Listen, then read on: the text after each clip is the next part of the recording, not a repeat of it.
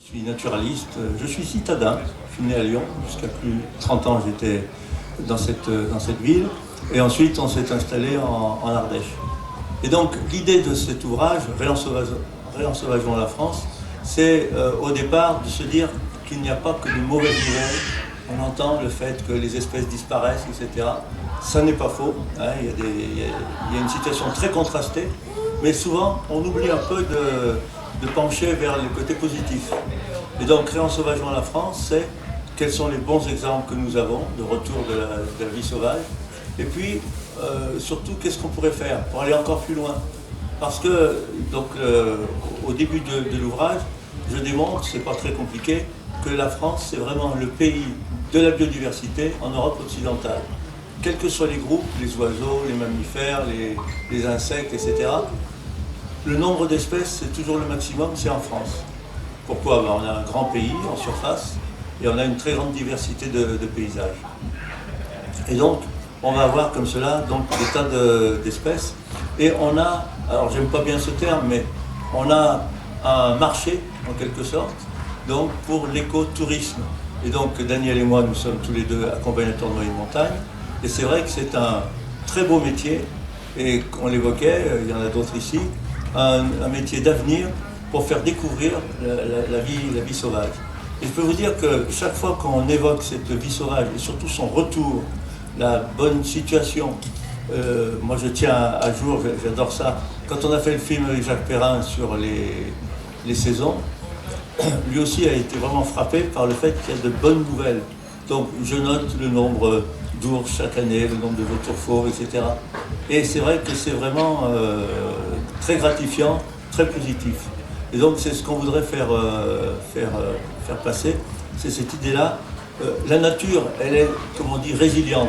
C'est-à-dire que dès qu'on la laisse tranquille, elle peut partir à la reconquête de tout.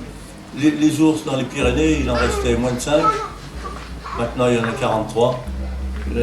On attend que les petits sortent, les oursons sortent. Il va y en avoir sans doute une dizaine. L'année prochaine encore. Donc d'ici moins de 10 ans, il y aura plus d'une centaine d'ours dans les Pyrénées. Donc ça va très très vite. Pendant très longtemps, le dogme c'était plus on en tue, plus il y en a. Voilà, c'était un peu simpliste. Et depuis qu'on s'est mis à protéger, depuis la loi de 1976, tout a changé. Des tas d'espèces ont augmenté. Donc c'est cet aspect-là qu'on peut évoquer. Alors je vais passer la parole à Daniel qui va rebondir sur des exemples locaux qu'il connaît parfaitement. Et puis surtout à l'issue de cette première présentation, on aimerait bien débattre. Donc discuter avec vous.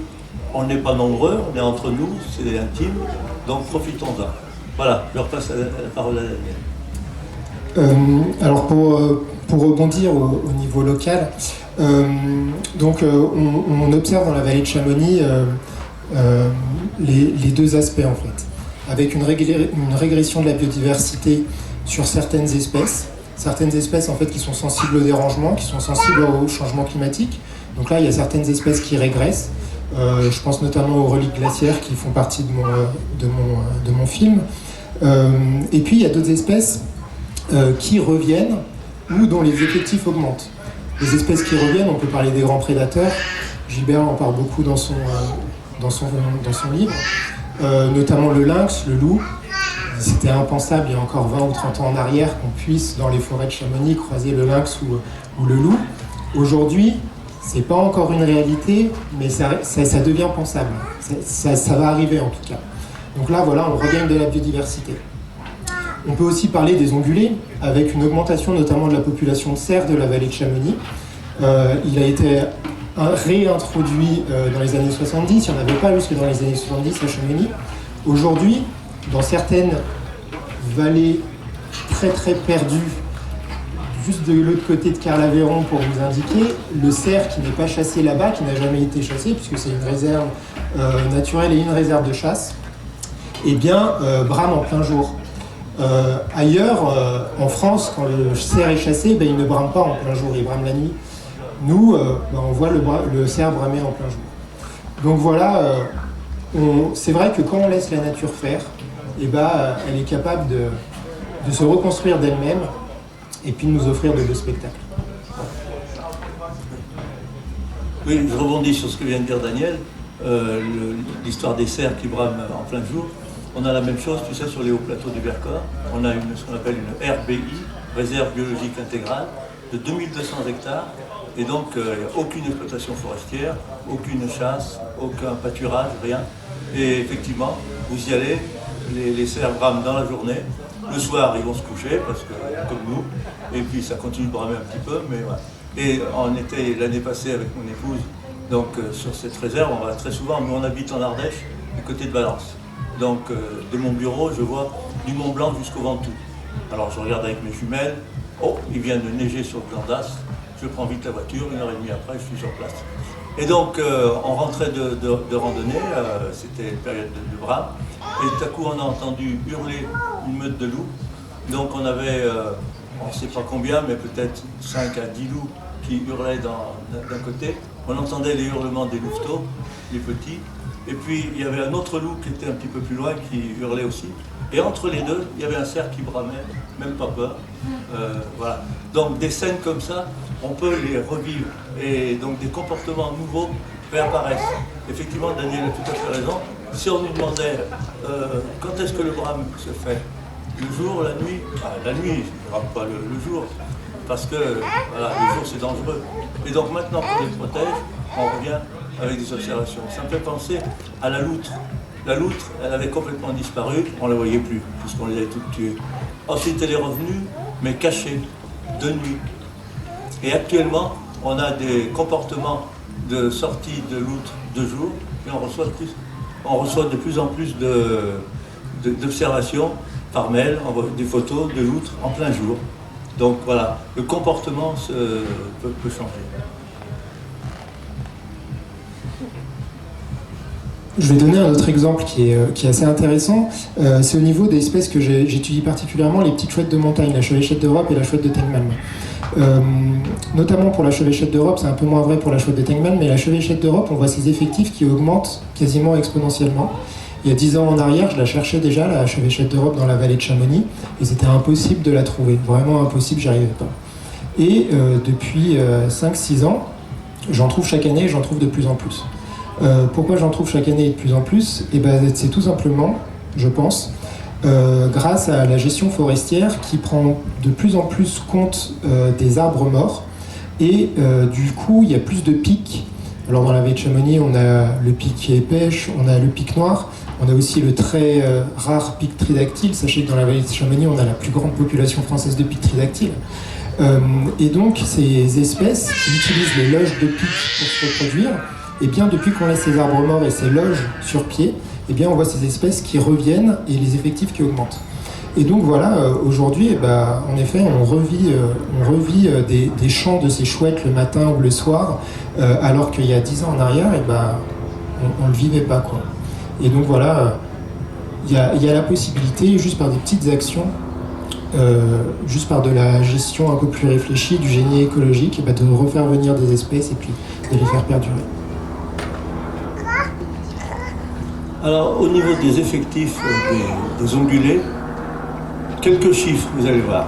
Prenons le cas du chamois. Le chamois, quand on a créé le parc national de la Vanoise, il y avait à peu près 300 chamois. À l'époque, on disait la niche écologique du chamois, ce sont les glaciers, ce sont les sommets enneigés, des rochers d'altitude, c'est tout.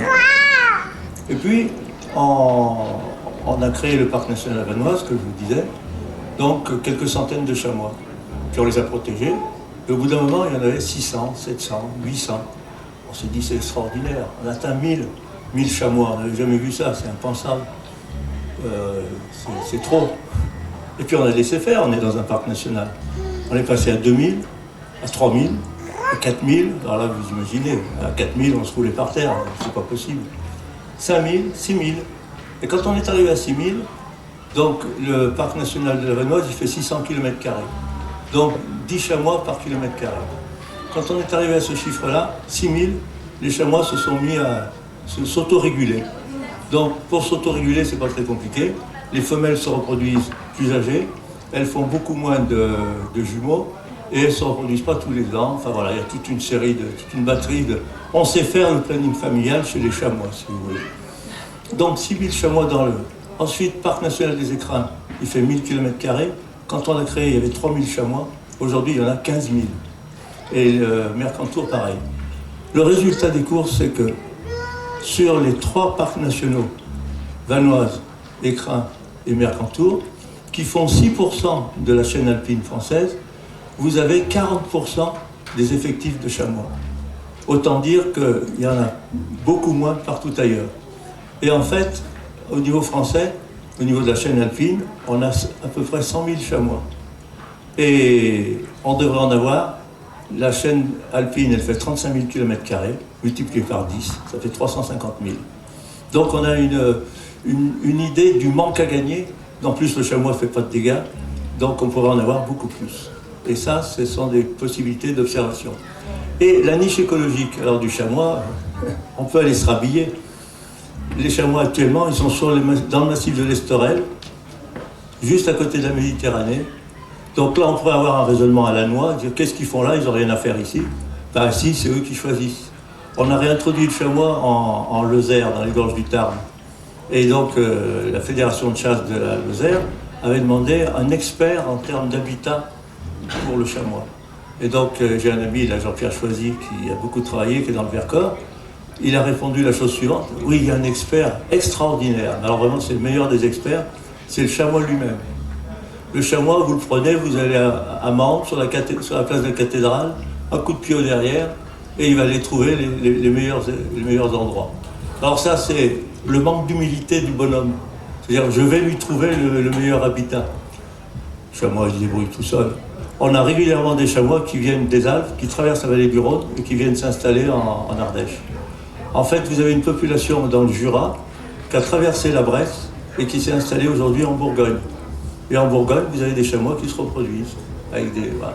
Donc ça montre les capacités de résilience, de récupération, d'augmentation des effectifs de ces animaux. Et pour le cerf, c'est pareil. Là. Le cerf au plateau du Vercors, il y a 20 ans, il n'y en avait pas du tout. Et on disait, il n'y en aura jamais. C'est un peu comme le parmelan, si vous voulez, c'est le même roche. Il n'y en aura jamais parce qu'il n'y a pas d'eau. Ah, la belle affaire. Les cerfs sont arrivés, ils ont vu qu'il n'y avait pas beaucoup d'eau, c'était du calcaire, l'eau traverse. Ils ont résolu le problème, ils se sont roulés par terre. Ils ont retourné la terre, ils ont créé une petite couche d'argile. Sur cette couche d'argile, il y a eu dépôt d'eau, et ensuite, ça a fait des petites mares. Et ces petites mares, eh bien, on peut observer toute une faune tout autour. Donc ils ont recréé leur milieu. Voilà. Donc les capacités des espèces animales sauvages sont absolument inouïes. Est-ce que vous avez des questions? Oui. Parce que c'est vrai, on parle. J'ai un cerf qui vient dans mon jardin l'hiver et dans la petite année que j'habite, parce qu'il y a un habitant qui me nourrit le soir. Ah. Alors je voudrais savoir, quelle est votre opinion là-dessus? Alors, c'est vrai que c'est un peu comme les... C'est dans Chamonix. Hein. Ah oui. C'est là. Non mais alors, je suis partagé parce que cette proximité entre l'animal et l'homme, l'animal sauvage et l'homme, elle est indispensable. On en a besoin. Et là, on a un très bel animal pour ça, un très beau candidat, c'est le bouquetin. On peut l'approcher. Et cette approche de l'animal sauvage, on en a besoin. Après, le nourrir pour qu'il vienne, là on entre dans une petite artificialisation du comportement. Mais bon, c'est pas méchant. Pas méchant, ils mangent beaucoup de choses en jardin. Oui, alors c'est vrai qu'un cerf, c'est vrai que c'est une certaine taille quand même. Hein. Ça, effectivement. Non, effectivement. Dans le parc national des Abruzzes, en Italie, au moment du brame, le cerf il brame dans les rues. On a des images comme ça. Et on a des densités très importantes dans le parc national des Abruzzes, la vie en harde. Donc j'ai un ami qui est allé récemment, sur les hauts plateaux, il a vu 300 cerfs mâles ensemble. Et donc ça c'est une situation tout à fait normale. Mais à cause de la réduction des effectifs, on n'a pas toujours ce comportement. Mais il commence à venir. Dans les Pyrénées par exemple, on y était il y a 3 jours, un ami naturaliste avait observé 33 cerfs sur des hauts plateaux. Voilà. Donc les ongulés sauvages peuvent avoir des densités assez importantes. Et puis il y a le prédateur, avec le loup notamment. Là, en 2 mots, je vous raconte quelque chose d'extraordinaire. Sur les hauts plateaux du Vercors, on a des amis qui font des pièges photos et qui ont des caméras pièges. Et ils ont dit, voilà, on a fait 1300 vidéos. On va vous en montrer 3. La première, c'est en hiver, on voit une louve qui avance dans la neige. Elle est bien grosse, on sent qu'il y a du louveteau là, à naître. Donc vous avez la louve qui passe. Après un deuxième loup, un troisième, un quatrième, un cinquième, tout ça à la queue leu, un sixième, un septième, un huitième. 8 loups qui se déplacent à la queue leu. Et on sait qu'il y en a un 9e qui essaye de rentrer dans cette meute. Bon, alors déjà c'est extraordinaire. Et 2-3 mois plus tard, c'est le printemps, une autre caméra piège sur ces fameuses bassines qui sont créées par les cerfs. Et on voit arriver un louveteau, puis un deuxième, puis un troisième, puis un quatrième, puis un cinquième, puis un sixième. Et en fait, il y en a 7. Donc vous aviez une meute de 8 loups et 7 louveteaux. Et tout ça, aucun problème pour se nourrir. En fait, une meute de loups, le territoire d'une meute de loups, c'est 300 km². Et sur ces 300 km², vous allez avoir plus de 3000 ongulés, 3000 chevreuils, 3000 chamois et pratiquement 2000 cerfs. Donc le loup, il peut taper là-dedans. Un loup, il a besoin de 19 cerfs par an à manger. Un lynx, il a besoin d'un chevreuil par an, par semaine. Donc sur une année, 50 chamois ou 50 chevreuils. Donc voilà comment tout ça. Et tout ça, c'est en train de revenir. Ce fonctionnement naturel est en train de revenir.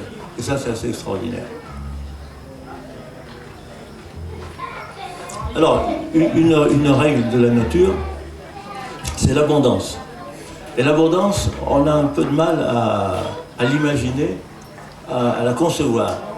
Parce que souvent, quand les espèces augmentent, on commence à dire il faut réguler. En fait, il n'y a pas besoin de réguler. Les chamois dans les parcs nationaux, on ne les régule pas et ça se passe très bien aussi. Mais on a cette tendance à vouloir... on est un peu les sergents-chefs, donc c'est nous qui commandons tout. Alors qu'en fait, par exemple pour les poissons migrateurs, les saumons, j'ai eu la chance de faire une émission d'Ushuaïa Nature au Kamchatka avec Nicolas Hulot pendant 15 jours en 2010. Et on était sur une rivière, l'Ozernaya, qui fait 75 km de long. Et sur ces 75 km de long, vous avez 5 millions de saumons du Pacifique qui remontent. Mais il y a la place pour frayer pour 2 millions, c'est tout. Donc il y a 3 millions de saumons qui remontent, il n'y a pas de place pour eux. Donc ils attendent. Ils ne peuvent pas redescendre en mer, ils n'ont pas les glandes à sel qui tournent comme les saumons atlantiques. Donc il arrive un moment, ils vont tous crever. Vous avez 3 millions de saumons qui vont crever. Alors nous, on a du mal à comprendre ça. On dit mais c'est dommage, c'est une perte. Pas du tout, c'est merveilleux qu'il y ait ces 3 millions de saumons qui sont morts. Parce qu'il y a les ours qui sont là en très grande quantité, il y en a 40 000, qui vont manger ces saumons, qui vont dans la forêt, qui font leurs excréments, et ça fait pousser les arbres. Et donc dans l'émission, je montrais à Nicolas Hulot, on avait scié une petite branche. Quand les cernes sont de petite taille, c'est une petite année de saumon. Quand les cernes sont de grande taille, c'est une grande année de saumon. Donc vous voyez, les saumons viennent crever dans les rivières pour pouvoir faire pousser les forêts. C'est des phénomènes qu'on avait complètement oubliés. Et là, donc on était dans les Pyrénées il y a 3 jours, et je suis en train d'essayer de voir un endroit où il y a des ours et où le saumon est en train de remonter, pour permettre de retrouver cette connexion et que l'ours, en Espagne, dans la cordillère Cantabrique, ça marche. Vous avez des ours qui chassent, qui pêchent plutôt, le saumon atlantique qui remonte dans les rivières. Donc si demain, les accompagnateurs de moyenne montagne vont pouvoir emmener leurs clients vers un petit endroit, dans un rocher, ou avec les jumelles, ou avec une lunette, on voit l'ours qui vient pêcher. Là, on est les rois du pétrole. Non, c'est une très mauvaise comparaison, pardonnez-moi. On est les rois de la montagne. Donc voilà. Alors, ça m'amène à un autre aspect très important pour faire passer la protection de la nature aux décideurs, aux élus. C'est la rentabilité de l'affaire, le côté économique. En fait, on a plusieurs exemples. Je cite souvent l'exemple qu'on avait quand on a fait le tournage du film, le pisciculteur, le balbuzard et donc le saumon ou la truite. C'est un pisciculteur en Écosse, il fait un élevage de truites et de saumon et il y a un balbuzard, c'est un aigle pêcheur qui vient lui bouffer ses truites. Bon. Comme les cerfs qui viennent faire des dégâts. Donc il dit ça ne va pas. Alors je dis en plaisantant, si on était en France, il y a 3 solutions qu'on applique, une des 3, voire les 3 à la fois, cellule psychologique, subvention et le flingue pour déglinguer le balbuzard. Là on est en Écosse, pays de pionniers, on essaye de trouver des solutions. Le gars il dit, je vais faire un deuxième bassin dans lequel je mettrai les truites et les saumons qui ont un peu des mycoses, qui ne sont pas très beaux. Il fait ça, ça marche. Le balbuzard vient bouffer ses truites et ses saumons, abîmés. Mais il va plus loin. Il dit, je vais mettre un petit affût à côté. Alors il met un petit affût, et les photographes viennent et photographient ou filment le balbuzard en train de capturer les... Et il dit, je vais faire payer. Donc il fait payer cette observation. C'est l'économie de la contemplation. Et la morale de l'histoire est extraordinaire. Au bout d'un certain temps, son petit affût lui rapporte plus que sa pisciculture. Donc, il a tourné le problème en une nouvelle opportunité et ça marche très très bien. Et quand on regarde au niveau économique, en Écosse, les retombées de l'écotourisme lié à l'observation de la faune sauvage, c'est 1,5 milliard, je dis bien milliard, pas million, milliard d'euros chaque année. Et donc c'est un marché extraordinaire qui est en train d'exploser, qui progresse 3 fois plus vite que le tourisme d'une façon générale, avec des retombées économiques, hébergement, restauration, matériel et accompagnateurs, bien entendu, guides, etc. Donc voilà, qui marche très très bien. Et là, il y a un marché à développer qui est inouï. Pensez aux ornithologues. Les Anglais, ils sont 1 300 000 ornithologues à la Société royale de protection des oiseaux. Nous, on est 45 000 à la LPO. En Angleterre, il y a 207 espèces d'oiseaux nicheurs. En France, 305. Une centaine d'espèces en plus. Un Anglais, vous l'amenez ici, voir le gypaète, il tombe à la renverse, un ornithologue. Et donc, vous avez un marché de 1 300 000 ornithologues anglais qui n'ont qu'une envie, c'est venir à Chamonix, observer le gypaète, observer les tétralyres, et sans les déranger, et sans faire de bruit, et voilà. Donc, moi, je préside le conseil scientifique de la réserve des gorges de l'Ardèche. On ne manque pas de touristes, hein. On en a 2 millions chaque année, donc on n'en manque pas. Mais par contre, on va essayer de diriger ce tourisme vers autre chose que la descente de l'Ardèche avec le soleil en criant, et voilà. Donc on a des possibilités, et sur nos territoires comme le Massif central par exemple, mais les Pyrénées aussi, les Alpes aussi, il y a un développement potentiel remarquable.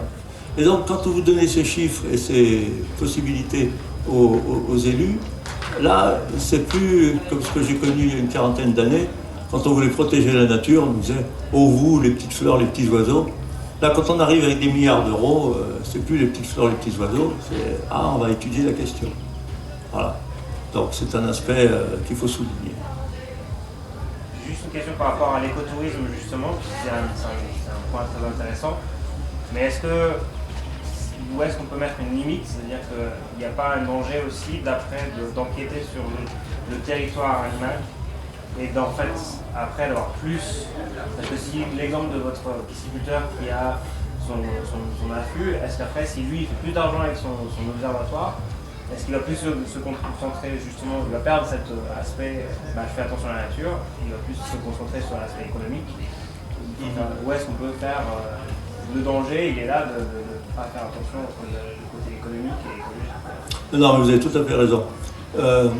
Il peut y avoir des dérives. L'exemple classique, c'est l'exemple de l'observation des baleines. L'observation des baleines, il y a toute une série de règles, on reste à une certaine distance, etc.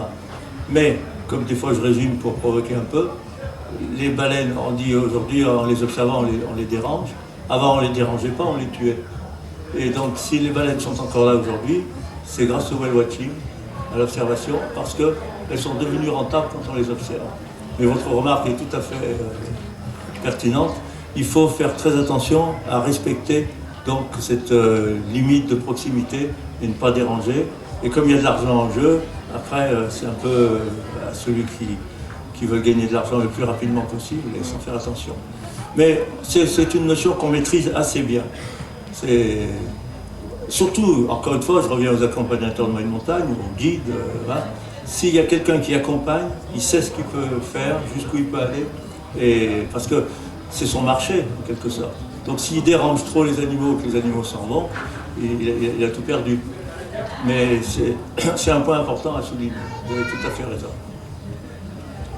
Oui, vas-y Daniel.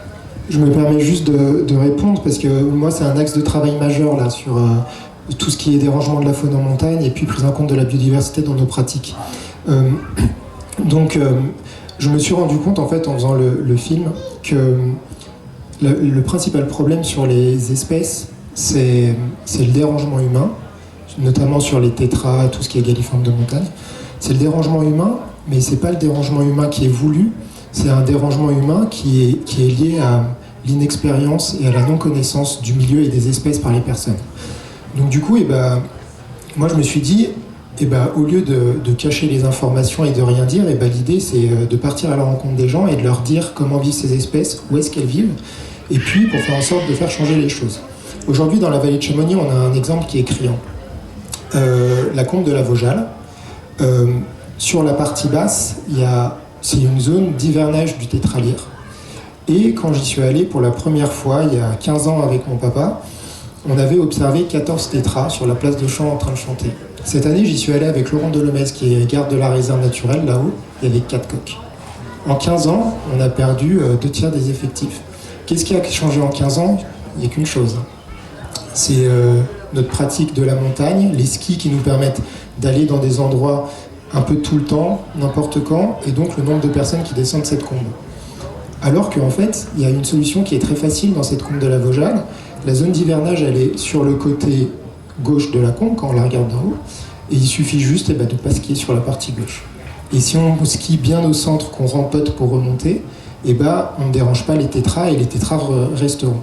Et donc mon travail, en fait, aujourd'hui, c'est d'aller à la rencontre des professionnels de la montagne, des accompagnateurs, des guides, de leur montrer des cartes où il y a des animaux, où il n'y en a pas, de leur dire, voilà, vous êtes dans un environnement où il y a des animaux, évitez-les, en tout cas en période hivernale, pour faire en sorte que dès que le printemps arrive, on puisse sortir la longue vue, montrer ces beaux animaux aux clients, et faire en sorte que finalement tout le monde s'y retrouve, quoi. Tu disais tout à l'heure qu'on verrait des lynx ou des loups prochainement dans la vallée de Chamonix, par quel biais de réintroduire, qu'est-ce qui est... Alors, pour le lynx et le loup, le lynx, tout le monde le voit sauf moi. Moi, j'ai 6 pièges photos dans l'ensemble de la vallée de Chamonix qui tournent toute l'année, depuis maintenant 4 ou 5 ans, dans les forêts principalement. D'ailleurs, on s'est croisés une fois alors que j'allais récupérer mes pièges photos. Et j'ai jamais eu de lynx sur mes pièges photos. Une photo à peu près là où on s'est croisés, où ça pouvait laisser penser, mais je pense qu'on peut pas conclure. Donc voilà, je pense que le lynx, il est de passage. Il est de passage, on le sait, parce qu'il y a un lynx qui avait été capturé en Suisse, relâché avec une balise GPS, et la trace venait jusqu'en dessous des câbles de Plampra. Après, il est reparti, puis malheureusement, il s'est fait tuer sur la route, je ne sais plus, en Savoie ou en Isère. Mais bon, on sait qu'il est de passage, ça c'est une certitude. Mais il revient naturellement du Jura et puis d'ailleurs. Pour le loup, c'est pareil. On est entouré de meutes de loups, mais il n'y en a pas chez nous. C'est-à-dire qu'il y en a au Glières, il y en a en Savoie, juste de l'autre côté, les Chapieux, etc. Il y en a dans le Valais, il y en a dans le Val d'Aoste. Et il y a de plus en plus d'indices de présence dans le Chablais. Donc on est entouré de meutes de loups, mais il n'y en a pas encore chez nous. Cet hiver, il y a eu quelques photos qui ont été faites où moi je vois les photos, je peux pas conclure sur si c'était un loup ou pas, et en tout cas sur mes pièges photos, j'ai toujours pas de loup. Mais c'est qu'une question de temps, il va revenir, hein. On est entouré de loups, donc pourquoi ne reviendrait-il pas et puis surtout qu'on a la chance d'avoir la seule réserve naturelle de Haute-Savoie où il n'y a aucune chasse, et où du coup il y a des effectifs d'ongulés, comme le disait Jules Duer, qui sont un peu plus importants qu'ailleurs, donc il y a plus de nourriture, et du coup, voilà. On peut imaginer qu'il arrive s'il n'est pas déjà là, parce que ça se peut aussi. En général, ça on le sait quand les moutons ils montent en alpage. Enfin, faut le dire. Aujourd'hui, dans la vallée de Chamonix, il y a quasiment zéro protection des troupeaux, parce qu'il n'y a pas de loups, donc du coup, il n'y a pas de chiens. Et donc, le jour où il y aura vraiment des loups présents et puis une meute d'installés, on le saura assez rapidement arriver le mois de juin, juillet. Ouais. Les loups, on dit qu'ils évitent souvent l'homme, là c'est très urbanisé, est-ce que c'est... Oh non, non, il évite pas l'homme, il vit très bien avec l'homme, le loup. Hein. Ouais, il n'y a aucun problème. Parce que moi, sur Raymond, j'avais vu des traces de loup.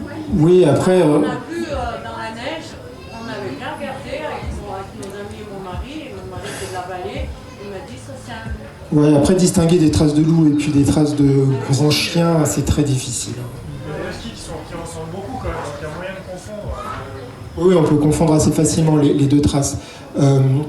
Mais alors, donc oui, il reviendra, et non, l'urbanisation de la vallée ne posera absolument aucun problème. À Méribel, on voit les loups. Ouais. Ouais, il y en a. Oui, en Savoie, il y en a. Il y a d'autres personnes qui ont dit dans le village. Ah, dans le village carrément. À Méribel, oui. Peut-être que Gilbert peut parler des Abruzzes qu'il connaît bien, et le loup là-bas, c'est une institution. Oui, et même un autre exemple, en Allemagne, par exemple. Allemagne, 80 millions d'habitants, 350 000 km², une densité humaine énorme. Il y a autant de loups en Allemagne actuellement qu'il y en a en France. Donc, en fait, comme dit Daniel, le loup, il s'adapte en Roumanie, dans la ville de Brașov. Vous avez une meute de loups qui est installée pratiquement dans la ville.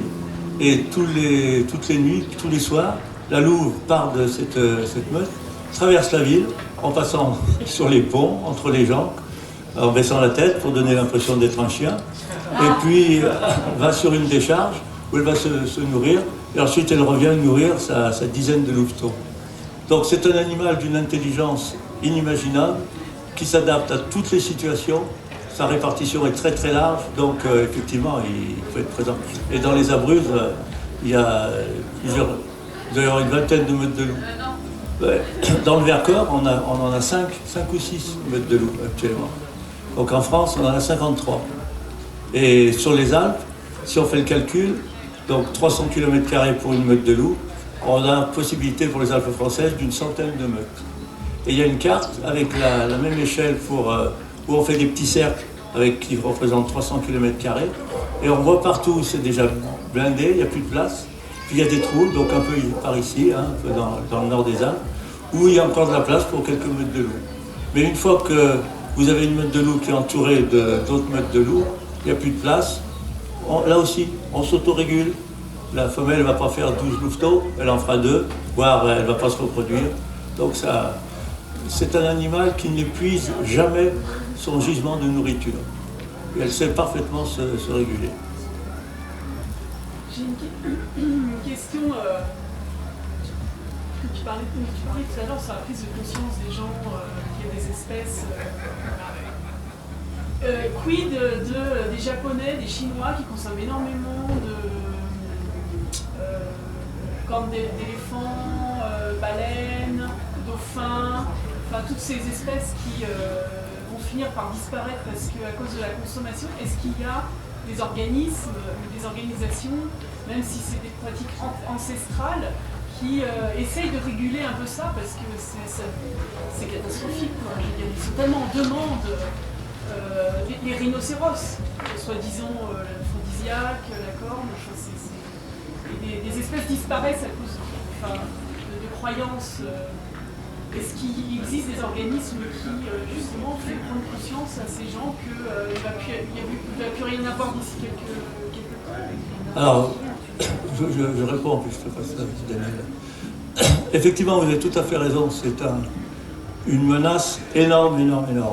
Ceci étant dit, il existe de nombreuses associations actuellement, le WWF par exemple, le trafic, donc international, qui essayent de réguler cet aspect. Et autre aspect important, c'est l'écotourisme que j'évoquais tout à l'heure. Il devient plus intéressant économiquement d'avoir des espèces préservées, qu'on peut montrer, que d'en faire le trafic, voilà, même si ça revient ça peut rapporter beaucoup, quoi. Bon, ceci étant dit, ça me fait penser à une question qu'on posait lorsqu'on avait présenté le film L'Odyssée, qui est en fait la vie de Cousteau. Et donc il y avait François Sarano qui a été le conseiller scientifique de Cousteau pour le film. Et dans la salle, il y a quelqu'un qui a demandé qui est aujourd'hui le nouveau Cousteau? Et François Sarano a bien répondu, et ça va répondre en partie à votre question, en disant il n'y a pas de nouveau Cousteau, il y en a des milliers. C'est-à-dire qu'aujourd'hui, vous avez des tas et des tas de personnes qui s'occupent de préserver un peu de partout. Et donc, voilà pourquoi on limite très fortement les dégâts. Mais ce que vous évoquez, bien sûr, ce trafic, c'est le premier trafic après le trafic d'armes. En gros, dans l'ordre, je crois qu'il y a les drogues, les armes et les animaux, enfin voilà, tout ce qui est lié au monde animal.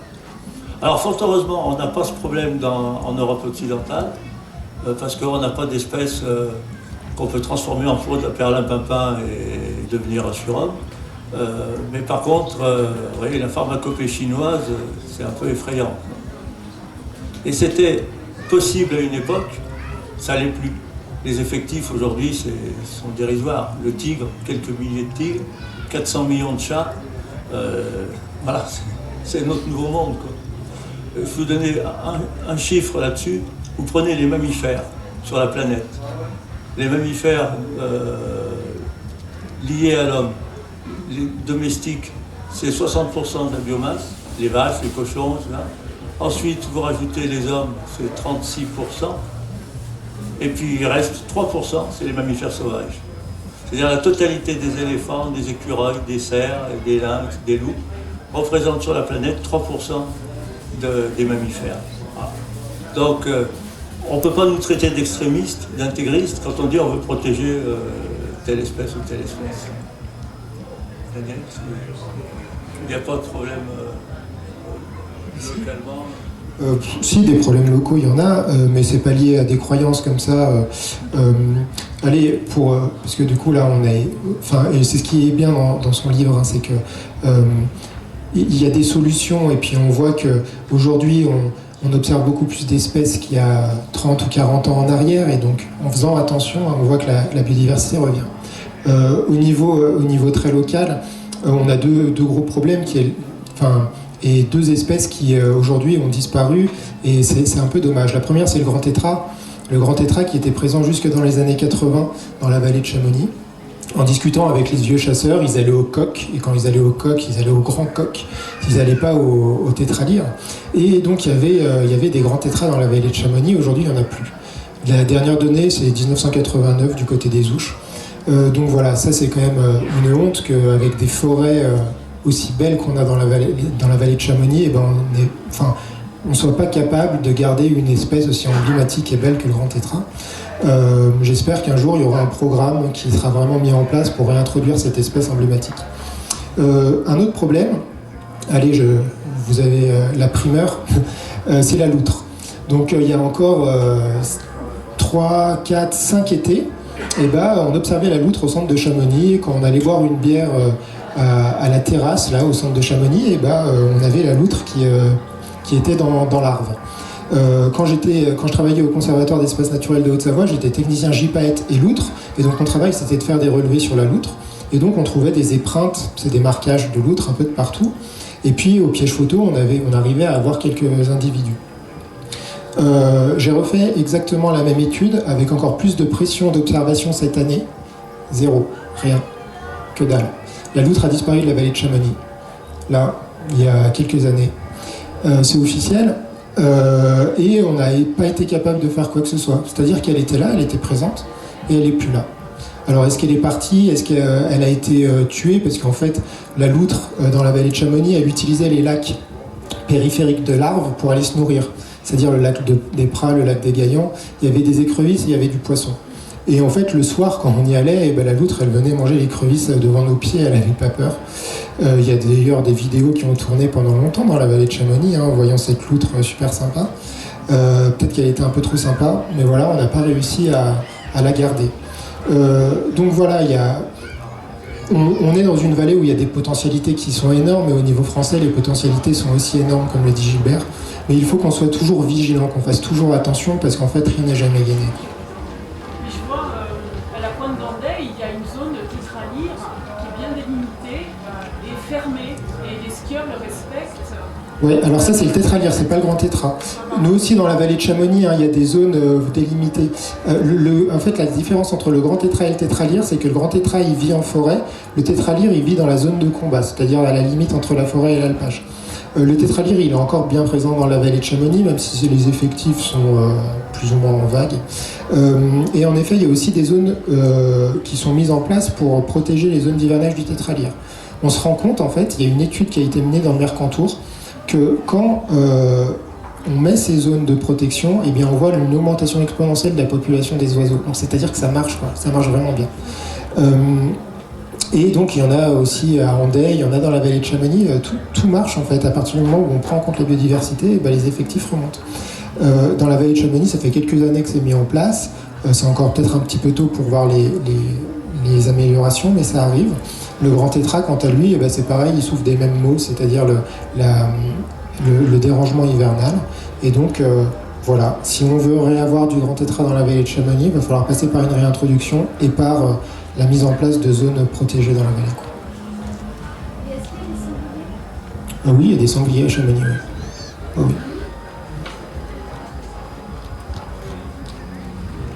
Deux mots sur les sangliers. Dans mon département, en Ardèche, on tire 18 000 sangliers chaque année. Et dans le Gard, dans le département au sud, 28 000. Alors c'est vrai que ça paraît énorme, on dit qu'il y a plein de dégâts, etc.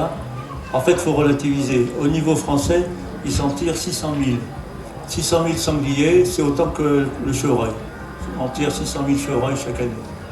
Et en fait, alors bien sûr, il y a des dégâts, mais on sait se protéger relativement facilement de ces dégâts. Et puis, après, il y a un choix. Moi, je préfère qu'on ait 18 000 sangliers tirés à la chasse en Ardèche. On peut en manger avec du cornas, c'est très bon. Et je préfère avoir ça plutôt que d'avoir des élevages de cochons comme on a en Bretagne, qui nous bousillent les rivières et les plages à cause du lisier. Donc, vous voyez, c'est pareil, il y a des façons de voir les choses de façon complètement différente. Les Anglais, ils disent, nous devons réfléchir en dehors de la boîte. C'est-à-dire qu'il faut sortir l'histoire du pisciculteur et ses trucs, c'est ça, quoi. C'est-à-dire, on a un problème, on prend du recul, on regarde ce problème et on essaye de le trouver, tourner en opportunité. Et 600 000 sangliers qui sont tirés en France, c'est autant en Allemagne. En Allemagne, ils s'en tirent 600 000. Par contre, au niveau des effectifs, chevreuil, le plan de chasse français, c'est 600 000 par an. En Allemagne, c'est 1 500 000. Ça veut dire que nous, si on tire 600 000 chevreuils chaque année, c'est qu'on a un capital qui nous permet d'avoir 600 000 chevreuils comme intérêt chaque année. Les Allemands ont un capital qui leur permet d'avoir 1 500 000 chevreuils chaque année. Donc ils ont des densités de chevreuils qui sont 4 à 5 fois plus importantes que nous. Et ça montre le degré d'acceptation de la vie sauvage. Nous, on accepte la vie sauvage avec des effectifs 4 à 5 fois moindres qu'en Allemagne. Vous savez que les Allemands, on parle de réintroduction. L'introduction du grand tétra, effectivement, c'est quelque chose qu'il faut absolument faire, qui serait extraordinaire. On a eu la réintroduction de l'ours dans les Pyrénées. Bon, ça a un peu réagi. Mais quand on fait des sondages, il y a 10 ans, 74% des Français étaient pour la réintroduction de l'ours. Que ce soit à Paris, que ce soit à Lyon, que ce soit dans les Pyrénées. On a interrogé un panel, donc voilà, on ne peut pas dire c'est les bobos parisiens qui veulent réintroduire l'ours. Hein, c'est pas vrai. 10 ans après, là, il y a quelques mois, on a fait un autre sondage. Pareil, est-ce que vous êtes pour la réintroduction? C'était 74% il y a 10 ans. Aujourd'hui, 84%.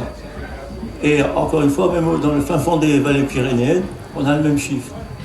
Donc, il ne faut surtout pas se faire avoir par le bruit qui est fait par un tout petit nombre de personnes. On était dans l'Ariège il n'y a pas très longtemps, et on a vu un petit bout de film, des Ariégeois cagoulés avec les armes, enfin, on était dans le maquis corse, quoi. Nous ne voulons pas l'ours, bon, enfin, c'était caricatural, quoi, se rouler par terre.